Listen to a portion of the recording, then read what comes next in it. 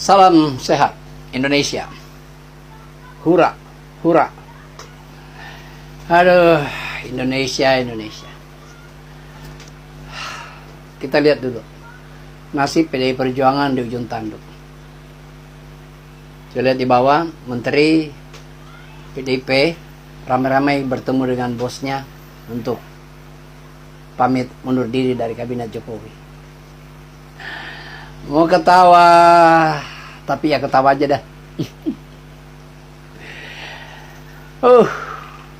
Mari kita coba bahas satu-satu ya, dari atas dulu. Nasib PDIP di ujung tanduk. Ya benar Pak, benar Bu, benar sekali itu. Kenapa demikian? Cuma ada 3 hal kok. Banyak hal sih, cuma ambil 3 aja. Yang pertama, keangkuhan ibu, kesombongan, dan seolah-olah partai ibu yang berkuasa untuk Indonesia. Itu sih tidak ibu katakan, tetapi dilihat dari cara ibu berpidato, berkata-kata. Jadi itulah penilaian kami. Yang pertama itu. Yang kedua, ibu tidak menghargai dan boleh katakan kacang lupa kulitnya. Jangan disamatkan kepada Jokowi itu, tapi sebenarnya kepada PDI Perjuangan. Kenapa demikian? Karena ibu merasa bahwa Jokowi itu jadi presiden karena PDI Perjuangan. Iya kan? Ibu yang ngomong begitu. Ibu tidak sadar bahwa ibu dan PDIP Perjuangan mengangkat Jokowi itu dengan koalisi. Jadi bukan cuma suara PDIP ibu di dalamnya, tetapi ada Golkar, ada PAN, ada PKB, ada Nasdem, Perindo, PSI. Ibu mau taruh di mana suara mereka? Kenapa selalu ibu bicara kalau tidak ada PDIP Jokowi, tidak ada PDIP Jokowi, tidak siapa-siapa? Itu yang kedua. Karena ibu tidak tahu berterima kasih kepada partai-partai yang lainnya. Makanya mereka tinggalkan ibu. Mereka beralih dan berpaling kepada Prabowo yang lebih menghargai mereka. Yang ketiga, ibu dikelilingi dengan rekan-rekan ibu yang sesat hati. Kenapa saya katakan demikian? Ada yang belum begini. Waduh, dulu saya kenal Jokowi itu. Sekarang siapa Jokowi? Saya tidak kenal. Ada yang belum gini. Dia sakit hati karena tidak direstui dia 3 periode. PDIP juga sudah mengkanter hal itu lewat Mbak Puan dan mengatakan tidak ada tuh Jokowi minta begitu. Dan memang tidak ada karena Jokowi menolak. Jokowi bilang pada saat itu ditanya oleh wartawan, dia bilang tidak bisa. Itu akan melanggar konstitusi negara yang sudah diundang-undangkan hanya 2 periode kawan. Kok ada yang berita begitu? Di mana? Yang ketiga,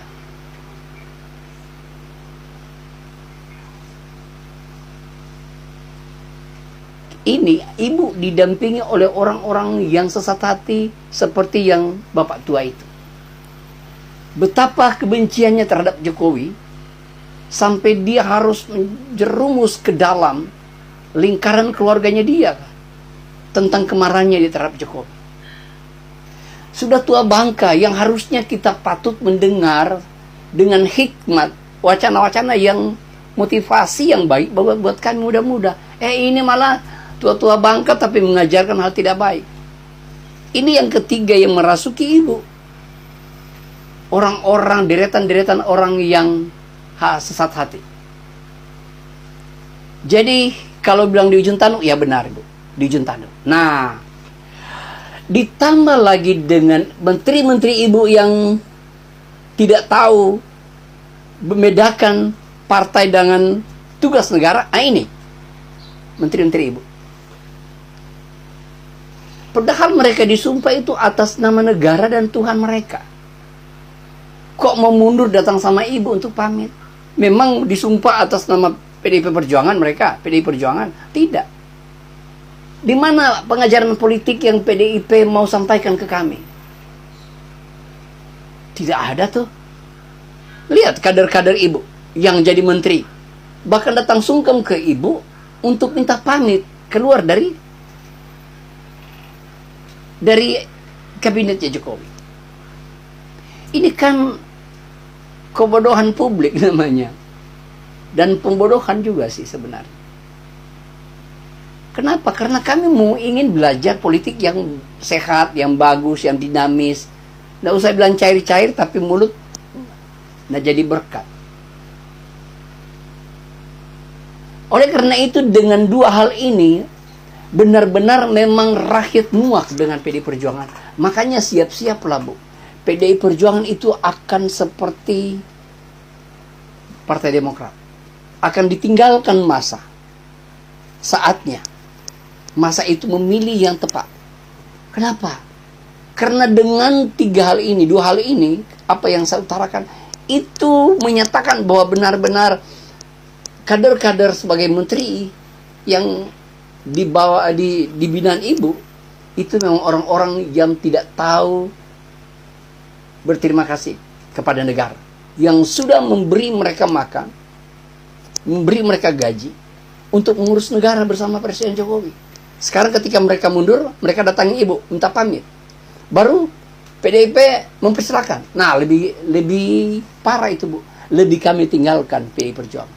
Jadi jangan salahkan jika kami berkata, say goodbye, sayonara. Saatnya kami melihat sesuatu yang berbeda. Mau dan tidak mau kami harus terima. Sekalipun itu sangat jauh dari harapan, namun kami mau dan tidak mau menerima presiden yang baru yang datang bukan dari PDI Perjuangan. Salam sehat Indonesia.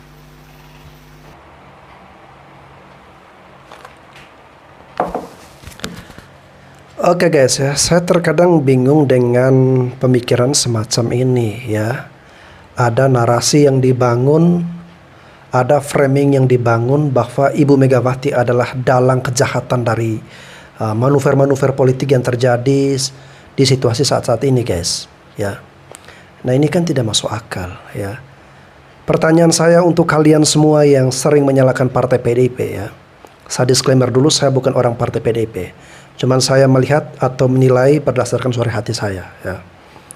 Pertanyaan untuk kalian yang sering ngata-ngatain, sering jelek-jelekin partai PDIP ya.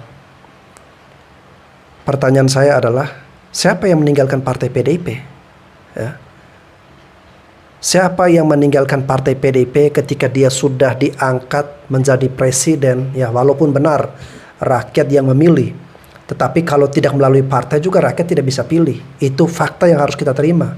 Ya, dari partai dulu, diusung oleh partai dulu, baru dia boleh dipilih oleh rakyat. Ya, karena sampai dengan saat ini ya belum ada presiden yang maju melalui jalur independen. Ya, itu belum ada sejarahnya. Jadi jangan terlalu menjelek-jelekan partai PDIP. Ya, yang meninggalkan partai PDIP kan Pak Jokowi, Mas Gibran, dan juga keluarga-keluarga dari Pak Jokowi. Ya, kenapa jadi Ibu Mega yang disalahkan? Memangnya selama ini Pak Jokowi jadi presiden, apakah partai PDIP yang menentang semua kebijakan-kebijakan dari Pak Jokowi? Kalian boleh mengatakan partai PDIP ini jelek, partai PDIP ini jahat lah, negatif lah. Tapi ingat ya, saya kagum dengan Ibu Mega. Dia tidak mengangkat Ibu Puan untuk menjadi presiden, padahal itu anaknya. Ya, dia tidak mengangkat harus dari Trah atau Soekarno untuk menjadi pemimpin bagi bangsa dan negara kita. Tetapi dia lihat apa yang diinginkan oleh masyarakat. Ya, oleh karena itu dia mengangkat Ganjar Pranowo daripada anaknya Mbak Puan. Lalu kemudian mendampingi Pak Mahfud MD. Ya, lalu kemudian di tahun 2014 Ibu Mega mengalah untuk tidak maju sebagai capres, lalu kemudian lebih memilih Pak Jokowi. Kalian harus lihat juga kebaikan-kebaikan, ya. Jangan hanya sisi negatif saja, di mana partai PDIP selama ini sudah berkontribusi melahirkan figur-figur, tokoh-tokoh yang hebat untuk menjadi pemimpin bagi bangsa dan negara kita, ya. Mulai dari presiden, lalu kemudian gubernur, ada kepala daerah, ya. Mereka semua sukses menjalankan roda pemerintahan, ya. Jadi ada mesin penggerak dari partai. Oleh karena itu, jangan mudah termakan oleh doktrin yang membuat kita jadi membenci partai PDIP, guys. Ya, jangan benci siapa-siapa, jangan mudah dibodohi. Ya, mari kita belajar berpolitik dengan riang gembira. Oke, saya akan ajak teman-teman semua, mari kita dengarkan pidato dari Ibu Mega berikut ini. Assalamualaikum warahmatullahi wabarakatuh. Salam sejahtera untuk kita semua. Om Swastiastu, Namo Buddhaya. Salam kebajikan, Rahayu. Salam Pancasila, Merdeka. Saudara-saudara sekalian, seluruh rakyat Indonesia yang saya cintai dan banggakan dimanapun kalian berada. Puji syukur kehadirat Allah Subhanahu wa Ta'ala atas rahmat dan karunia-Nya yang diberikan kepada kita semua. Pada momentum yang sangat baik ini, setelah mendengarkan dengan seksama terhadap apa yang terjadi dalam kehidupan politik kita masa sekarang dan mempertimbangkan segala sesuatunya dengan hati nurani yang jernih, sebagai kontemplasi, maka saya memutuskan sudah tiba saatnya untuk berbicara.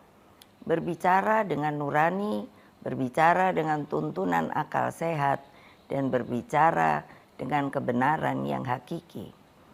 Dengan melihat persoalan yang kita hadapi akhir-akhir ini, maka izinkan saya berbicara di sini sebagai anak bangsa yang ikut berjuang bagi tegaknya demokrasi Indonesia, juga berbicara sebagai Presiden kelima Republik Indonesia dan sebagai Ketua Umum Partai Demokrasi Indonesia Perjuangan.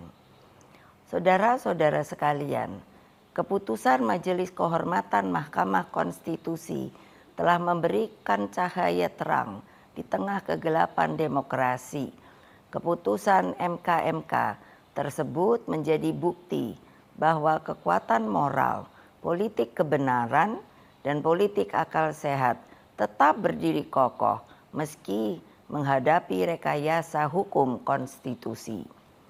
Kita semua tentunya sangat-sangat prihatin dan menyayangkan mengapa hal tersebut sampai terjadi.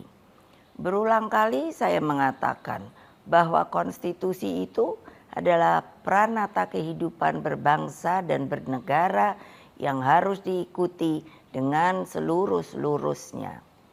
Konstitusi tidak hanya ditaati sebagai sebuah hukum dasar tertulis, namun konstitusi itu harus memiliki roh yang mewakili kehendak, tekad, dan cita-cita tentang bagaimana bangunan tata pemerintahan negara disusun dan dikelola dengan sebaik-baiknya, seperti yang dicita-citakan oleh para pendiri bangsa.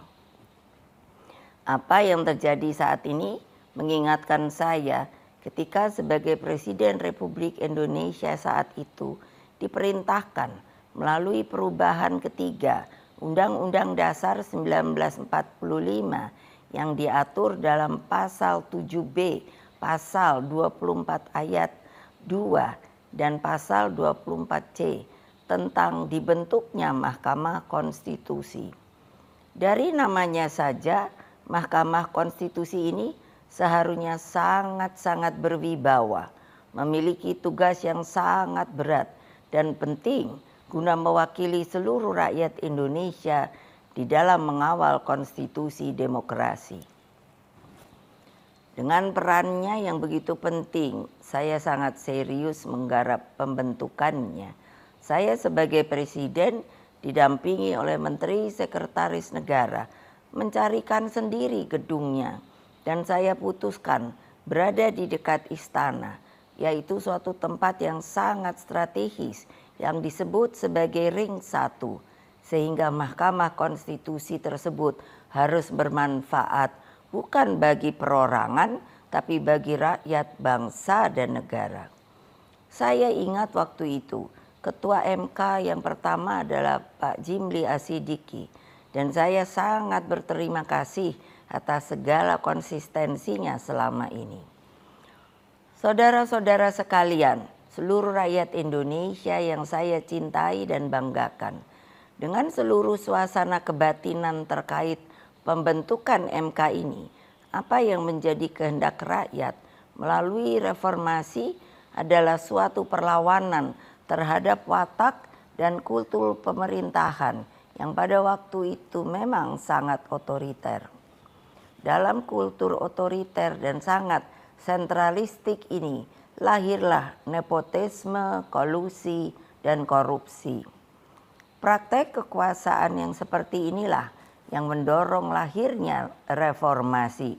Semangat reformasi yang berkobar-kobar itu menggerakkan rakyat hingga masuklah zaman demokrasi. Bukan sebuah proses yang mudah, bukan yang indah, karena pada waktu itu sampai saat ini kita masih seharusnya mengenang dengan perasaan hati yang begitu sedih atas pengorbanan rakyat dan mahasiswa melalui peristiwa Kuda Tuli, peristiwa Trisakti, peristiwa Semanggi, hingga berbagai peristiwa penculikan para aktivis, bagian dari rakyat, dan lain-lain. Mereka banyak saksi-saksi hidup yang sampai hari ini berdiam diri. Semua menjadi wajah gelap demokrasi. Praktek kekuasaan yang otoriter itulah yang telah kita koreksi. Maka melalui reformasi janganlah lupa lahirlah demokratisasi melalui pelaksanaan pemilu presiden dan wakil presiden secara langsung dan terbatas, serta undang-undang tentang pemerintahan yang bebas dari nepotisme, kolusi, dan korupsi. Apa yang terjadi di Mahkamah Konstitusi akhir-akhir ini telah menyadarkan kita semua bahwa berbagai manipulasi hukum kembali terjadi. Itu semua akibat praktek kekuasaan yang telah mengabaikan kebenaran hakiki politik atas dasar nurani. Saudara-saudara sekalian, seluruh rakyat Indonesia yang saya cintai dimanapun kalian berada, jangan lupa kita adalah bangsa pejuang. Kita bangsa yang mampu mengatasi berbagai cobaan sejarah. Karena itulah dalam situasi seperti ini, mari kita kawal pemilu 2024 dengan nurani dan sepenuh hati. Kita jadikan pemilu 2024 sebagai momentum untuk mendapatkan pemimpin terbaik yang benar-benar mewakili seluruh kehendak rakyat Indonesia, mengayomi agar Indonesia menjadi bangsa hebat, unggul, dan berdiri di atas kaki sendiri.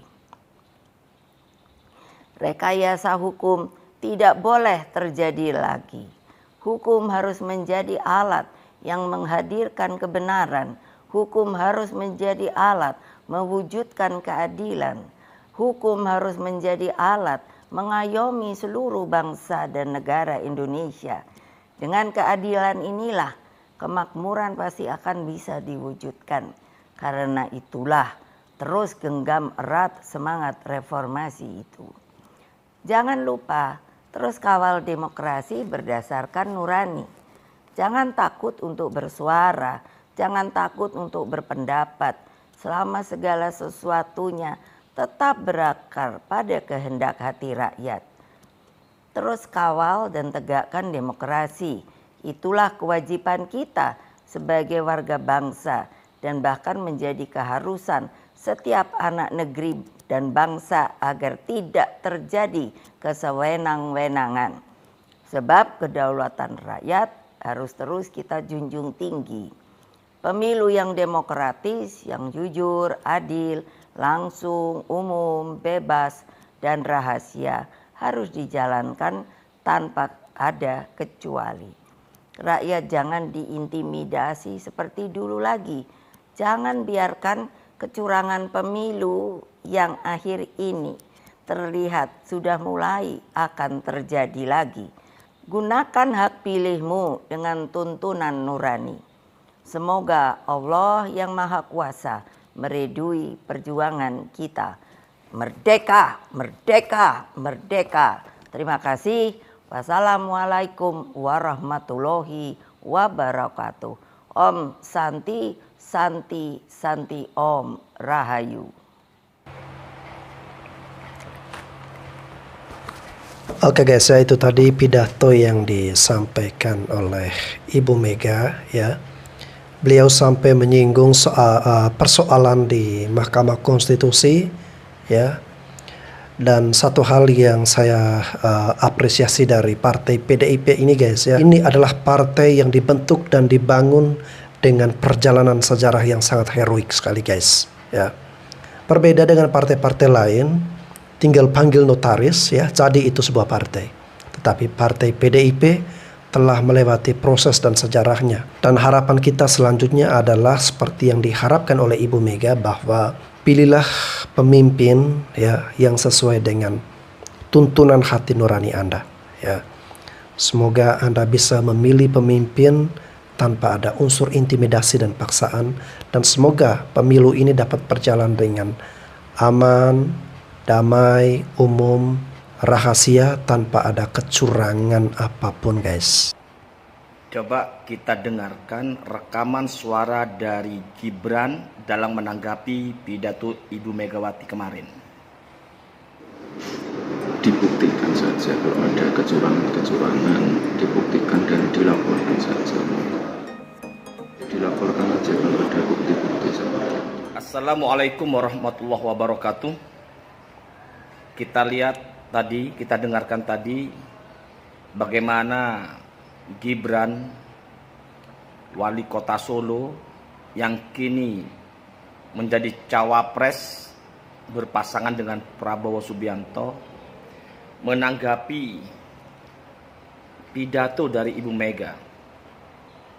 Kalau melihat dari rekaman suara Gibran menanggapi pidato Ibu Mega, itu nampak sekali kesombongan-kesombongan.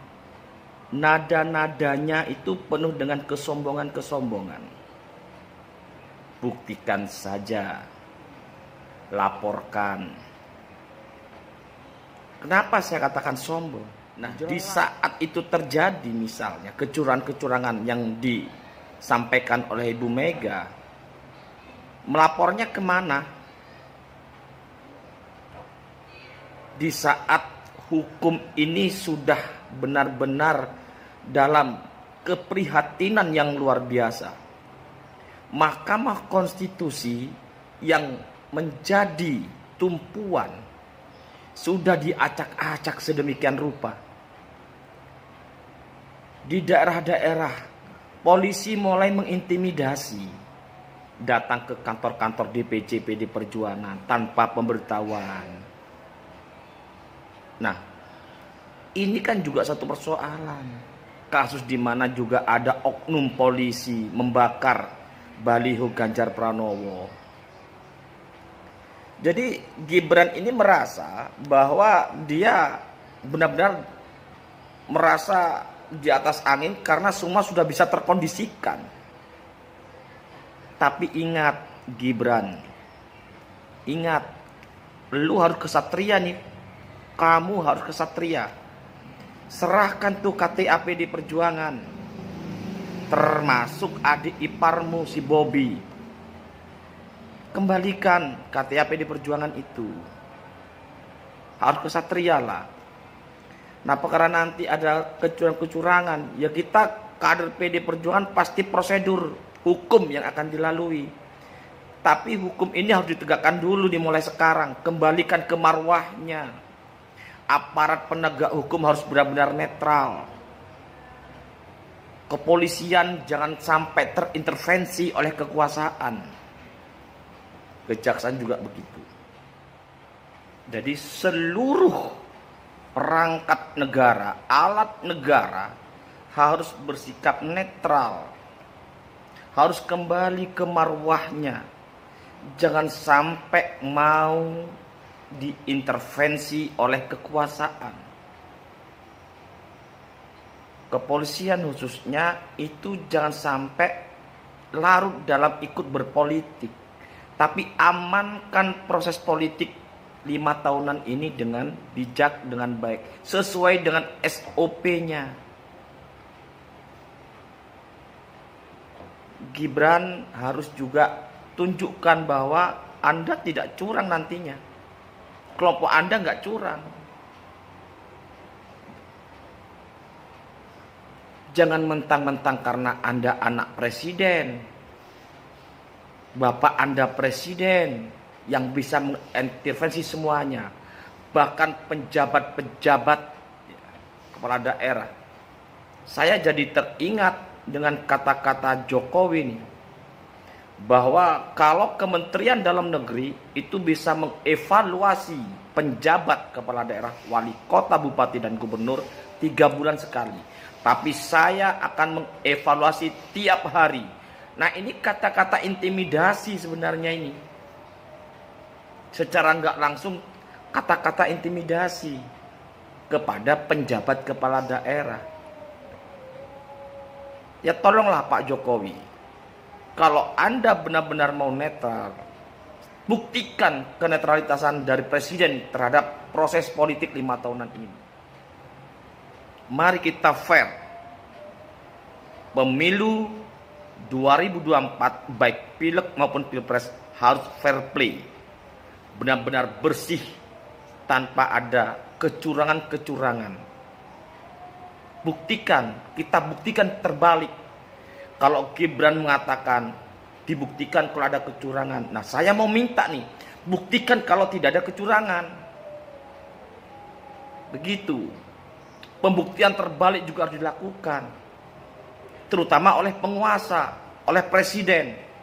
Buktikan bahwa proses pemilu 2024 tidak ada kecurangan. Itu dulu. Mudah-mudahan ini juga jadi introspeksi bagi si Gibran supaya nggak terlalu sombong nih omongannya.